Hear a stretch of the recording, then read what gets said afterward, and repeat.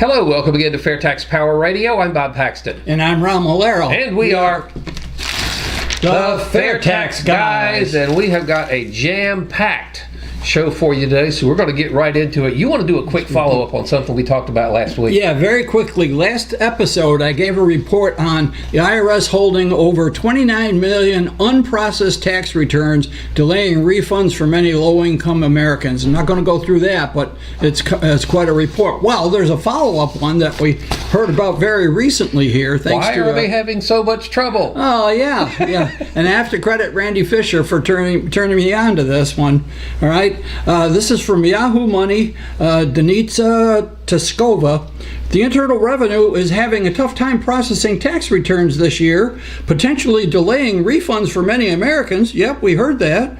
Among the many challenges the agency faces, out-of-order printers and copiers. And why are they out of order? They're out of ink. The IRS is running low on ink for their printers and copiers. Apparently they had a contract with somebody that expired last September. Okay, that was last September. That was a long time ago. Get a new contract. Get going here. Is it really that bad with the IRS? I have an idea. Yeah. I think that's a dandy Defund idea. the IRS. Taxpayers matter. Get rid of the entire agency and go to the FAIRtax. Yeah. All right. I say we've got a lot to cover this episode, so I'm going to really zip through some cool stuff here on Congress.gov. Yep. Again, real quickly, you go to Congress.gov, you put the words Internal Revenue Code in quotes into their search bar at the top. Make sure you only got legislation in the current 117th Congress filtered out there on the left side. If you do that, as of the day we're recording this, 583 hits. That's up 70-some hits from the last time we looked at it. Yep, it's actually up 10 from yesterday. Ones we want to bring specially to your attention is H.R. 3178 to amend the Internal Revenue Code to reduce the rate of tax on estates, gifts, and generation skipping transfers.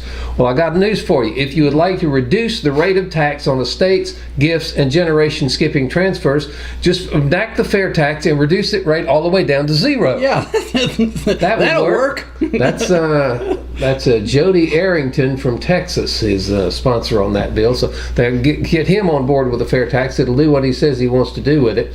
S1609, a bill to amend the Internal Revenue Code to ensure, all right, Mr. Chemistry teacher, electrochromic glass qualifies as energy property for purposes of the energy credit. So we have the definition of municipal solid waste, and now we have the definition of energy property. Mr. Science teacher, what is that? That's a good question. Electrochromic, I believe, like when you have a rear view mirror that automatically darkens at night, I believe that's what electrochromic is. Okay. What that has to do with energy production, I can't even venture a guess. Yeah, chromic means but apparently color, so. These people think it's necessary to be in the tax code. Yes, to amend the tax code to be sure that this electrochromic glass qualifies as energy property. Energy, yeah. We'll move right along here because we got some really cool stuff to get to. H.R. 3109 to amend the Internal Revenue Code to treat certain amounts paid for physical activity fitness. Read this again. Certain amounts paid for physical activity, fitness, and exercise as amounts paid for medical care. My bowling league dues will now be deductible. There you go. Yeah. And your greens fees. That's what it is. Yeah. They want physical activity. So if you buy some exercise machines or you go to a gym or something, they want that counted as a medical expense along with going to the doctor. Yeah, this is Ron Kind of Wisconsin. To treat certain amounts paid for physical activity, fitness, and exercise as amounts paid for medical care. So your greens fees and my bowling league fees are now going to be deductible if that passes. Again, you can see that people in Congress want to use the tax code for everything in addition to raising revenue. It should be used strictly for raising revenue, but no, they want to change or modify or control every aspect of American life through the tax code. We need to get rid of the tax code, put the FAIRtax in. Okay, we'll have some more of these insanities in the tax code next week on FAIRtax Power Radio. But this week we've got to move on to our meat and potatoes of this particular episode. Yeah. Well, you want to set it up, or do you want me to? No, you're the one that did the interview. So. Okay. As we noticed, we have already got 5 candidates who have signed the FAIRtax candidate pledge. One of them was Marissa Selvig from Wyoming, who just sent it in to us. We didn't solicit that; it just came. Yeah, and then the ones that we talked to at the political conference. But we wanted to go back and have a really short talk with everyone who has signed the pledge. And since Marissa was the first candidate in the entire country to do that, we figured it would be fitting and proper that she would be the first person that we interview here on the FAIRtax Power Radio. So we got our Zoom call going, and had a nice little chat with Marissa Selvig. So let's roll that right here. Okay. And FAIRtax Power Radio is pleased and honored to be talking with Marissa Selvig today, who was the first candidate in the entire country to sign the FAIRtax candidate pledge for the 2022 election cycle. So I guess the first order of business is to thank you for that and note that you've done it, and we appreciate that. Thank you. I'm glad to be on today. All right. Well, we're glad to have you. I am curious to know, how did you come across the candidate pledge? Did somebody bring it to you and ask you to sign it, or did you just run across it, or how did that happen? I actually went online. I had one of the citizens here in Wyoming. He lives in Lusk. He's a rancher, and he told me about the FAIRtax one day and asked me if I'd heard of it. And honestly, I had not heard of it before. And so I just did some digging and thought, this is the best thing I've ever heard. And I went online and found the FAIRtax pledge. Okay, well, you kind of answered my second question. How did you find the FAIRtax itself, and what about the FAIRtax attracted you to it? Well, I love practical government, and I think that that's one of the things that we're lacking in government right now is practicality. And I think that the FAIRtax is so practical. It's such a great solution to the problems that we're facing in the country right now. Regardless of the fact that the government spends too much, I think it'd be a great way to increase revenue. And it's so simple. That's the thing I love about it. Yeah, well, I'll tell you, it would light off economic growth, and that in itself would bring in more revenue to the government. We have found that it seems counterintuitive that when you cut tax rates, you get more money. Right, I know. What a concept. What a concept. Yeah, something I noticed last week when we were on FAIRtax Power Radio talking about high tax states versus low tax states, I guess it just never registered in my brain before that Wyoming is one of the 9 states that has no state income tax. Now, that is correct. Florida has no state income tax, and our economy is doing pretty well. How is the Wyoming's economy doing with no income tax versus its neighbors? Well, Wyoming has a little bit of an issue with spending. And so just like everywhere else. Yeah, well, Florida has a balanced budget amendment. Yeah, I'm not sure if we have one of those. But that is an issue that we've been having in the Wyoming state legislature this year, is how are we going to come up with money from the budget shortfalls? And so they've been coming up with a lot of different ideas of adding taxes, adding more fees, and maybe thinking about a toll on I-80 down there. So sometimes there's a lot of call for, oh, we need an income tax. And the rest of us say, absolutely not. We don't want an income tax. So it's a tricky situation here in Wyoming. I am hoping that if I get elected, then I can work with the state of Wyoming to try and figure out a way for us to become a little more self-sustaining and a little less reliant on the federal government for our dollars. Right, but at least you can tell people firsthand that a state government, and you can scale that up to the federal government, does not need an income tax in order to survive. That is correct. There are other things you can do and make that work for you. Now, I got to tell you, I love the video you did with your 13-year-old.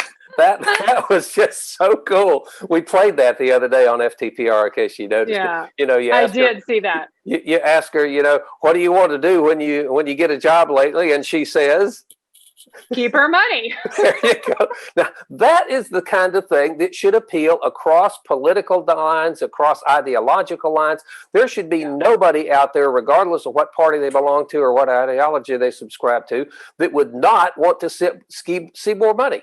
Why can't we get that message to people? Well, I think that's what we need to try and do. I find the more I mention FAIRtax to people, I would say maybe a third of them have heard of it. And the rest of them are like, I don't even know what that is. And so I explain it to them and they go, oh, well, that's really simple. How would that work? And so I just try and explain it to them. And I think that what we need to do is educate the young people. I think the younger we can get students who are just starting to work, who see their paycheck getting all those payroll taxes taken out of them and not understanding, well, why don't I get to keep my whole paycheck? And then having that discussion with them and saying, hey, well, here's a solution where you wouldn't have to have all that money taken out of your paycheck. I think if we can get to the kids younger, then we'll have more support. And then I think that would be a great way to do it. Because my 13-year-old thought it was very simple. Yeah, well, she's got a future in television if she wants to go pursue that. That's right. She does. Tell her she's got a couple of fans in the FAIRtax guys. And I will tell her that. She thought it was pretty cool that she got to be in that video. It was totally impromptu. Yeah, I can tell. Now, I kind of wanted to follow up on this a little bit. How specifically do you plan to incorporate the FAIRtax message into your campaign message? Obviously, you're going to be running on a number of different issues. How are we going to work the FAIRtax into that? Well, it's real easy for me to work the FAIRtax into it because the biggest issue that I am running on is the budget. And so I think that the government spends obviously way more money than they should spend. And so what I like to talk to people about is one of those ways we could save money in the budget is getting rid of the IRS and getting rid of the IRS through the FAIRtax. And so I bring it right into that because the IRS in last session's budget, the 116th Congress, HR 133, if anybody wants to go read it, it's crazy. But they spend about $11.9 billion a year just on running the IRS. Wow. And so I know it's insane. And so that's one of the things that I bring up to people. And then they ask me, well, what's the FAIRtax? Or I say, do you know what the FAIRtax is? And then I explain it to them. Okay. Well, that's how I bring it right in with saving, spending and budgeting and cutting and all of those things. Are you familiar with the FAIRtax palm cards? These little goodies. I saw that you had one of those. Yeah, they've got the problems with of course, it's a fairly small card. It has to get the highlights and not the whole things, all the issues and problems with the current taxation. On the flip side, it refers how the FAIRtax fixes all that and has the prebate schedule on there. So if people want to know, if you would like, we would be happy to supply you with a supply of these things that you can take out on the campaign trail. That would be great. I would love that. Okay. Those are some of the questions that I get are, well, what is the prebate and how much is that going to be? And I generally try and have it saved on my phone so I can pull it up and show them. But that's a great alternative. Okay. Well, when we get off the air, hang with us. We'll get a mailing address for you and we'll send you a supply of these things. We'd love to put those in your hands. Okay. That'd be great. Phase 2 of this same question, assume that you get elected. How do you convince your colleagues, especially those on the other side of the aisle, that the FAIRtax is a good idea, where you're going into the swamp where people have been making millions of dollars off of the current system, and how do you convince them to change that? Well, that's one of those tricky things. I don't know if you can really start at that level. You have to start with the people. And I know that there is a Democrats for the FAIRtax. So I know that I wouldn't be alone. There has to be people there. And I think that it's going to be important to work with people in the sense of what is this going to do for the economy? Because, like James Carville said, is the economy stupid?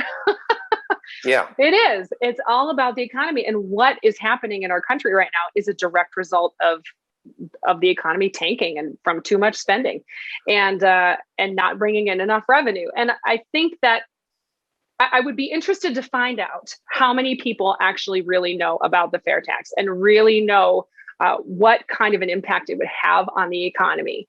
And I think the more we work, people like me and some of the other people who have also signed the FAIRtax pledge, I think the harder we work on educating our citizens and our constituents, because I noticed in that group of people, there's people from a lot of different places that have signed the FAIRtax pledge. And I think that's awesome. And so if we each work hard in talking to our own citizens and then those citizens talking to their citizens, it's all about grassroots, just like your grassroots corner that you have.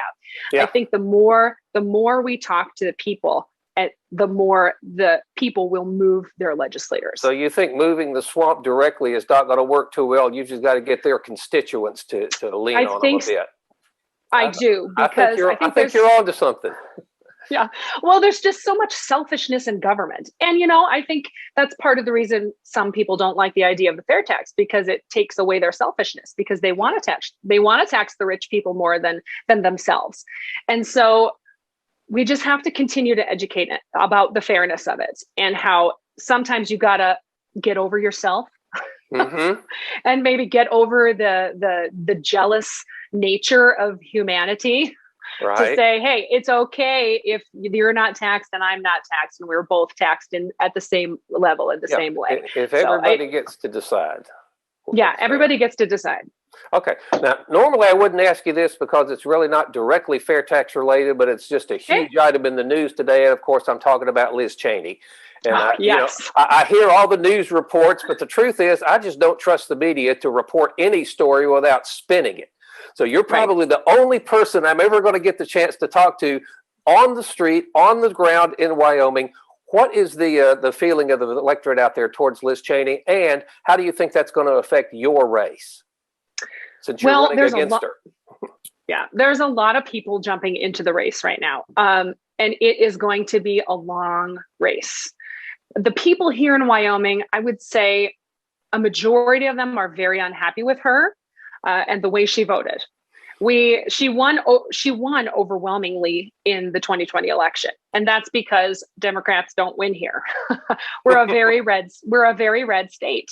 And although I didn't vote for her in the primary, I voted for the other candidate because I haven't ever been a fan of hers. I don't think I don't agree with her policies and on forever wars. And she doesn't think about fiscal responsibility. I've never seen her go out and talk about, hey, we need to be more thinking about the budget. Yeah, that's not her. So the people on the ground here are very upset. And I really don't think that she can win here unless we get too many candidates in the race and people don't drop out, because we could have this situation where she could get under 50% and still win if she decides to run here. I was going to ask you, how does that work in Wyoming? Does just the top vote getter win, even if it's less than 50%, or are there runoffs? And how does that work? Well, we don't have a runoff. We don't have a primary runoff. They tried to pass that this session in the legislature, and unfortunately it died, which is really bad, because we always have a great pool of candidates to pull from in Wyoming, because people want to serve. They want to get involved in government. And generally, there's a lot of great candidates. And the people of Wyoming like to make up their own mind. They don't like to just have one choice and have to choose that choice.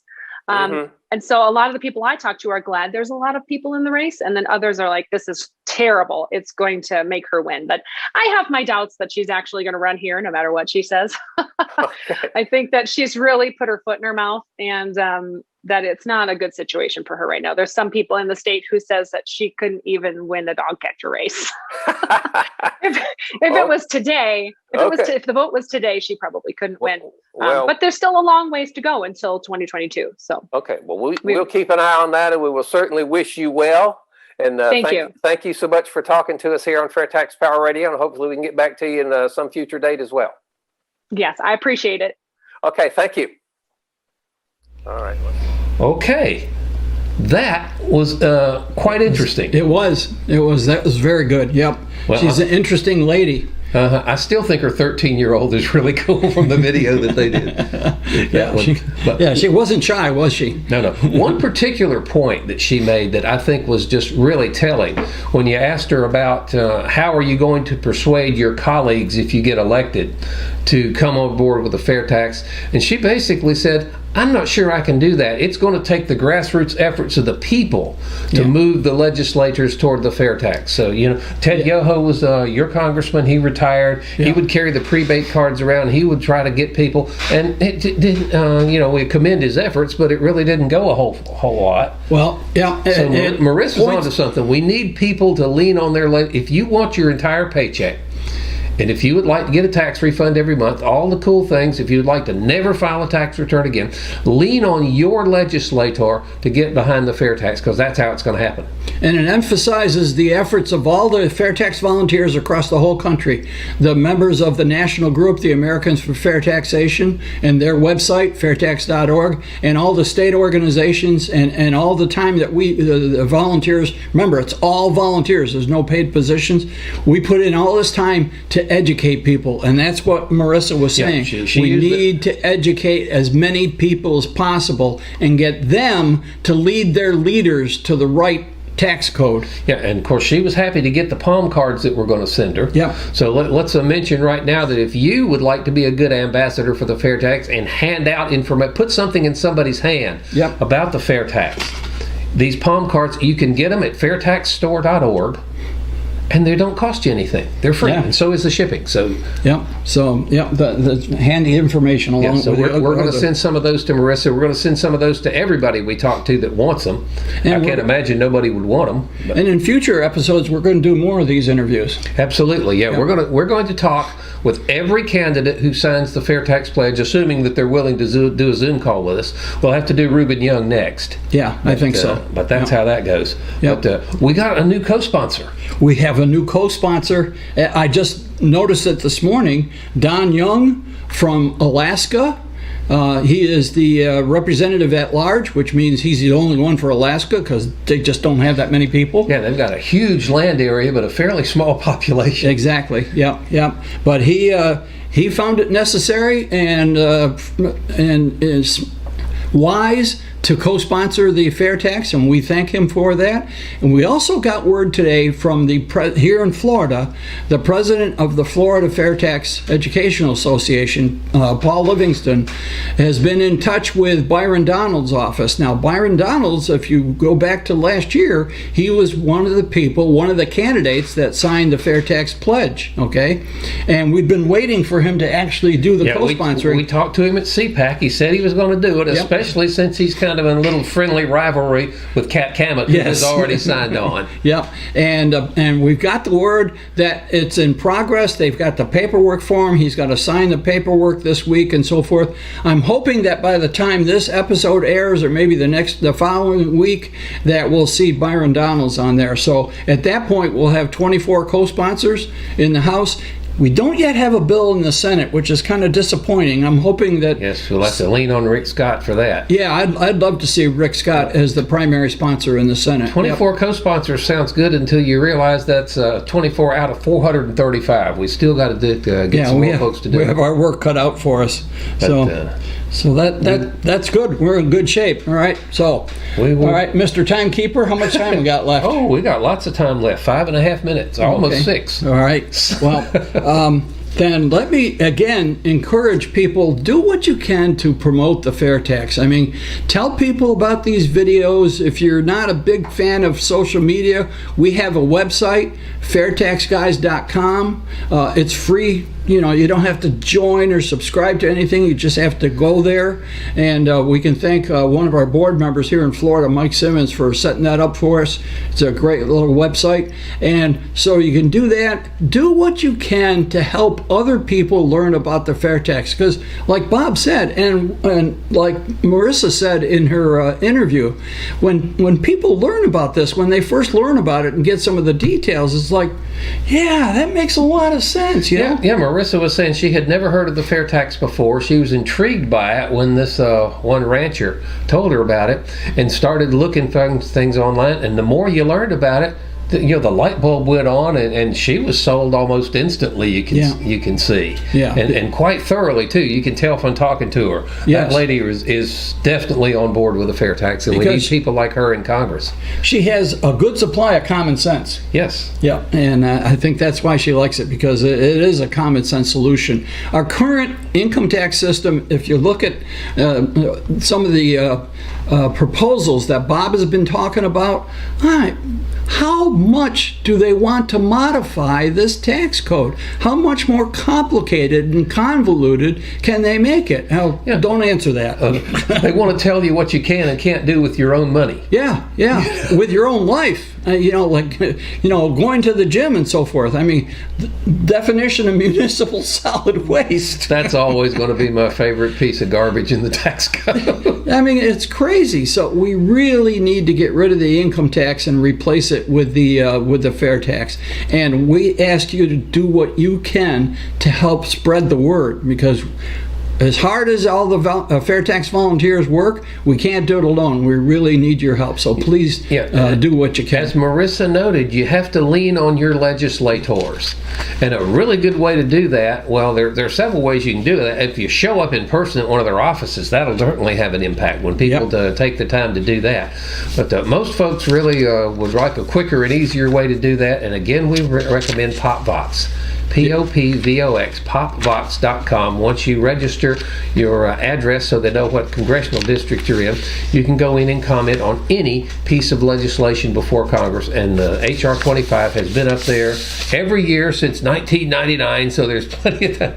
And when you look at it, the number of people that have commented on HR 25 is not that big. The percentage of people who have commented that support it versus those who oppose it is off the charts. Yeah, it's overwhelming. Well over 95% last time I looked. Yep. And so everybody likes this, but the Congress critters look at that and they look at the raw number. Well, this is only a hot button for a very few people, and we're not going to pay much attention to it. So we need as many people as possible, please, to go out to popvox.com and at least make a comment in support of the FAIRtax. Drive that number up so that they will take more note of the fact that this is an issue that they need to pay attention to. Yeah. And I already mentioned the website of the national group, fairtax.org, and you can also go to fairtax.org/1040, at which you can join the 1040 Club, and you would commit to sending $10.40 a month. Those recurring donations are very important for AFFT because it is they have sizable expenses. It's a national organization, and there's a lot that they have to do to the tune of about 10 grand a month. So they could use your help. Yeah, and sign up if you've not already signed up at fairtax.org to get the, they used to call it FAIRtax Friday, but now you get the Chairman's Report, you get the Grassroots Corner, you get a little blurb that you write about what's coming up on FAIRtax Power Radio, and they never sell anybody's information, so you're not going to get a bunch of junk mail if you do that. That's right. So go to fairtax.org and sign that up if you would. And again, share these videos, tell your friends and family about them, and we got to mention our radio stations. WTOB in Winston-Salem, North Carolina is kind of our flagship station, and we're thinking about, we're not 100% sure we're going to be able to do this yet, but we are thinking about, we went up there last July and did a live show. Yes. And we may do that again this year up on WTOB. And there's a WLSC in Lawrence, South Carolina, and WAME in Statesville is also on there. Yeah, and hopefully before too long we'll learn about other radio stations too, because our friend Bob Scarborough up there in Winston-Salem is working hard at that, and we really appreciate his efforts. Yeah, I would indeed like to go back to Winston-Salem again for the summer. My favorite barbecue restaurant up there, they had a fire. They were closed last time we were up there last year. They're back in business. I want a plate of Mr. Barbecue stuff. So you're keeping up on that. I am keeping up on that. And well, I'm afraid that's going to just about wrap up this edition of FAIRtax Power Radio. Again, thanks very much to Marissa Selvig for talking to us. We'll be talking to the other FAIRtax candidate pledge signers as the program unfolds later. And so again, until we remind you, as always, I'm Bob Paxton. And I'm Ron Malero. FAIRtax guys reminding you that the FAIRtax is the only truly fair tax, and once you understand it, you'll demand it. Thanks, folks. Follow the FAIRtax guys on social media and their own website, fairtaxguys.com, and check back every week for a new episode of FAIRtax Power Radio.